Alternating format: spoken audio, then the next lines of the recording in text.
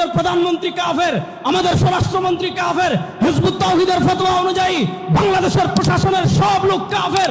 প্রশ্ন হলো, জামায়াতুল আনসার আপনি যদি জেএমবিকে নিষিদ্ধ করেন, হরকতকে নিষিদ্ধ করেন, জঙ্গি সংগঠনের নামে বিভিন্ন সংগঠনকে নিষিদ্ধ করেন, প্রশ্ন হলো হিজবুত তাওহীদের মতো উগ্রবাদী সংগঠনকে কেন নিষিদ্ধ করা হবে না? আমরা বাংলাদেশের সরকারকে বলবো, ট্রান্সজেন্ডার বিয়ের নামে তামাশা বাংলাদেশে বন্ধ করতে হবে। হিজবুত তাওহীদের আস্ফালন বাংলাদেশে বন্ধ করতে হবে।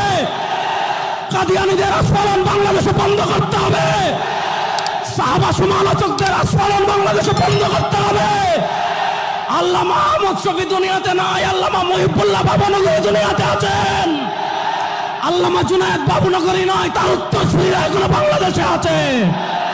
আজকে নোয়াখালীতে আল্লামা মুশতাকুন নবী সহ নোয়াখালীর উলামা ইকরামের নেতৃত্বে সিগন্যাল নাম্বার 1, তারপরে আসবে সিগন্যাল নাম্বার 2, তারপর আসবে ইনশাআল্লাহ ঘূর্ণিঝড়। হিজবুত তাওহীদ নিষিদ্ধ হওয়ার আগ পর্যন্ত ইনশাআল্লাহ আমাদের বড় রাজ্যে কর্মসূচি দিবেন, প্রস্তুত আছেন তো সবাই ইনশাআল্লাহ? নারায়ে তাকবীর।